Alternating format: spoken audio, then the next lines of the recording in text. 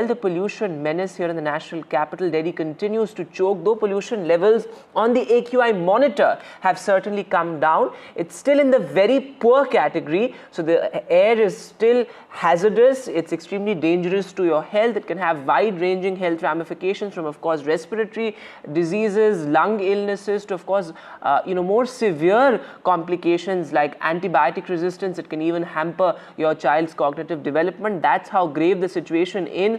And the Delhi government, which has clearly failed in saving Delhi from the pollution menace, has now, of course, swung into action. In fact, after the implementation of the Graded Response Action Plan and the highest level of it, now a 50% work from home has also been implemented in the national capital. Most firms have been advised to switch to the 50% work from home model. Of course, schools and colleges have gone down, including, of course, Delhi University as well. So the situation extremely bad. It's difficult to breathe. In fact, of course, Delhiites continue to feel wheezing, coughing, senior citizens and children most vulnerable. Let me go across to my colleague Anushka, in fact, joining us. So Anushka, on the AQI monitor, the pollution levels have certainly come down, but what's important is that the air continues to be extremely hazardous. The PM 2.5 is still almost 70 to 80 times the safe limit set by the World Health Organization. But how is this work from home being implemented? It's, of course, a 50% work from home advisory, again an optional advisory,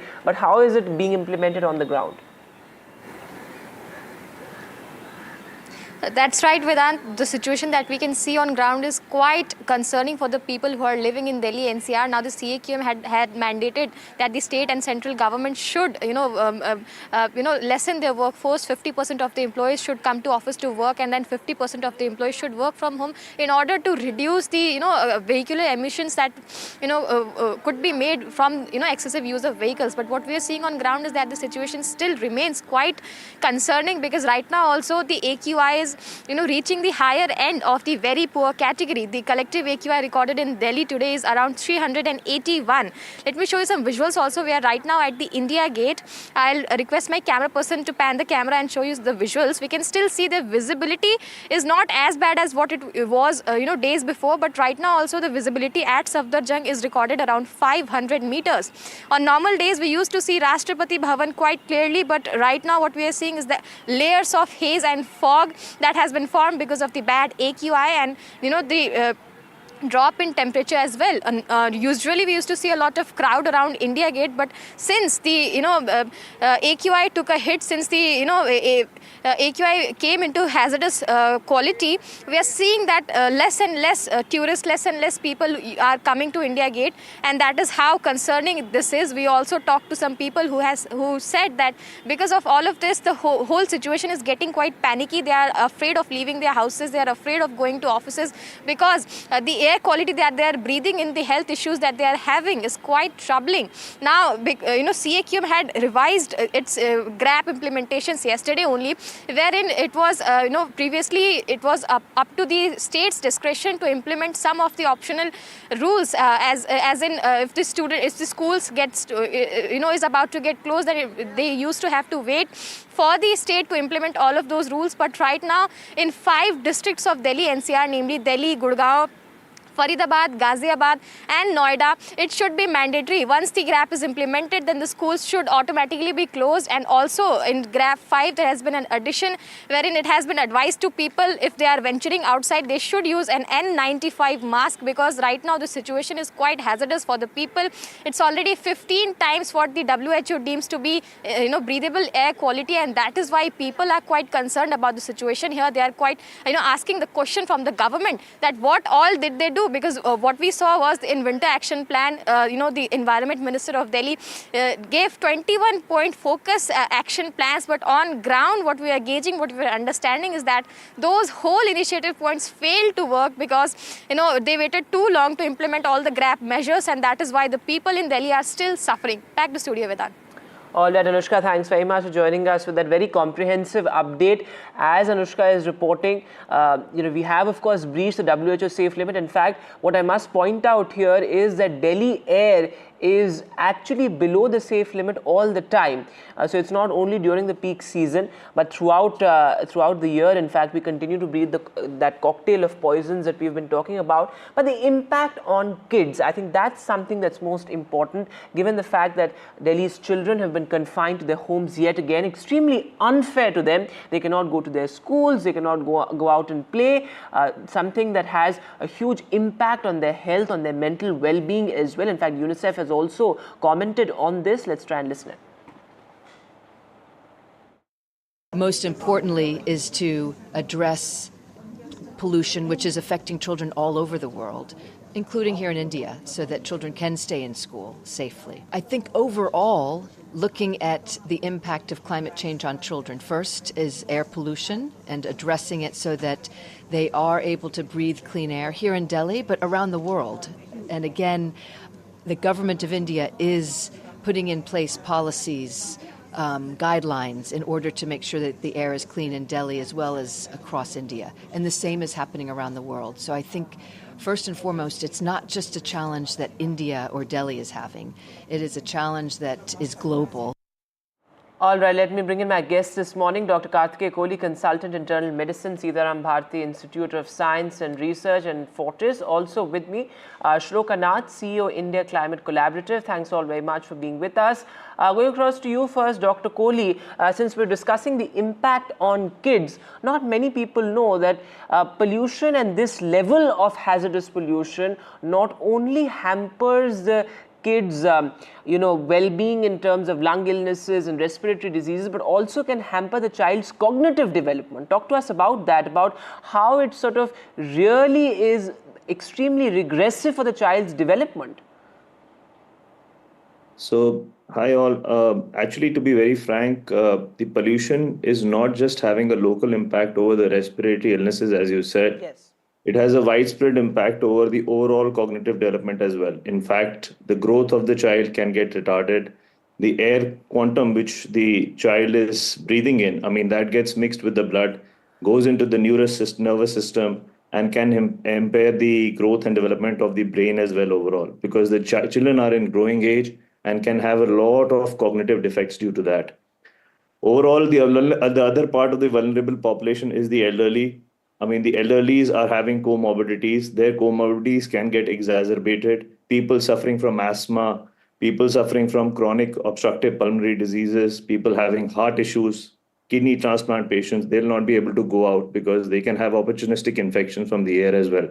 So overall, it has an impact over a quite wide percentage of the population. And I think it has a very deleterious effect on the overall health of the population at large. I think that's a very important point you're making. And Shloka Nath, come in on this because, we've talked a great deal about this fight against pollution becoming a people's movement, given the fact that we need to keep talking about it round the year so that we can identify sources of pollution and target them at the very source level round the year. That's extremely important because these knee-jerk measures, these emergency responses, whether it's GRAP or shifting to work from home, shifting schools online, this will not bring down emissions. Ultimately, our aim should be to clean up the national capital, and none of these emergency measures would be able to do that. You're absolutely right, Vedant, and so is the doctor. It is a public health emergency. It's also an environmental issue. And I do want to point out that poor air quality impacts everyone, but the most vulnerable, that is children, the elderly, and of course, low-income workers actually suffer the most. So, short-term policies to deal with these emergency situations, they may offer short-term relief, but they aren't the future. We do need a systemic overhaul that ensures that no one has to actually live in fear of the air that they breathe. And in order to do that, the solution actually is not in measures like work from home, which is largely avoidance, but really you need transformation. We have to rethink how we build, how we travel, how we consume, and only then can Delhi hope to escape this vicious cycle of toxic winters and actually reclaim its skies. I think we have to emphasize that clean air isn't a privilege, it's a basic right, and we have to fight for it together. I think that's very well put. And also, these emergency measures, as you said, this is avoidance. We perhaps need to shift to now looking at long-term sustainable measures, given the fact that many people have pointed out that living in Delhi is almost like going from one emergency to another. But Dr. Kohli, give us a sense of the kind of patients you're seeing right now. Of course, last year we saw that there was an uptick in not only people reporting, say, respiratory illnesses, but also heart diseases during this peak season of pollution. So, talk to us about the kind of, these are extremely diverse kind of cases, and all of it is ultimately somewhere linked to pollution. So if you come to think of it, we've been moving from emergency to emergency. We started off with COVID. Then every year we have a gap of around, a spiel of around dengue, which is spanning till about Diwali. And then post Diwali, this is the kind of... And that also stems from waterlogging. So it's also a Delhi problem. After exceptionally high temperatures, then you have the waterlogging situation. And that also sort of gives rise to so many diseases. And then ultimately the pollution crisis. So if I have to look at my child's school, I mean, they keep on like shutting, closing, shutting and opening and all this kind of thing. So frankly speaking, we've been like just moving from one emergency to the emergency. And you're absolutely correct that it is not only just affecting the lungs. We are also seeing an upsurge in cases with cardiac conditions, because people who are having comorbidities, when they get compromised in one system, it is not an isolated system, you must realize. So the oxygen, when it gets impaired, the kind of air quality, when it gets impaired, it will definitely have an impact over the other systems as well, like kidneys, like heart, brain per se. So you're having a lot of heart attacks, you're having chronic obstructive pulmonary diseases, you're having upsurge in acute kidney injuries. So all these kind of impacts are there. It's not just the lung conditions, what we are seeing. Obviously, the asthma exacerbations, the COPD exacerbations, the allergic component of the air is definitely on the higher side. But the other impact is also there. And you're absolutely correct that I think we should transform from talking to taking an action, because not much people are taking a deep breath to actually analyze that how bad the air is. We're just like talking around. Absolutely, and Shloka Nath, come in on this, because earlier, of course, you pointed out that the worst affected are, the low-income groups. In fact, that's something that we see is the impact of climate change all along. Those people who are least responsible for it are the most affected. But of course, there's been a recent survey done by a private organization, also local circles, that says that every family is affected, and that is indeed the case. Even if you go on the ground, you would see that almost every family is impacted somehow or the other, similar to what we saw in the pandemic, like in the second wave, which is why, so these calls also declare Delhi pollution almost like a pandemic. But, talk to us about how we as people can fight it, given the fact that it has to come from us as well. And we have to understand that this is something that is extremely urgent. We have to make healthier choices for healthy air, whether it's switching to public transport, whether it's, taking a walk or going to work on a bicycle. These are things we have to do now for it to actually become a people's movement. No, you're completely right, Vedant. And I think we have to be educated on the collective impact of our actions. So there are, of course, simple steps like avoiding, burning our waste. We do need to use public transport. We need to focus on reducing our energy consumption. All of these can actually make a really big difference.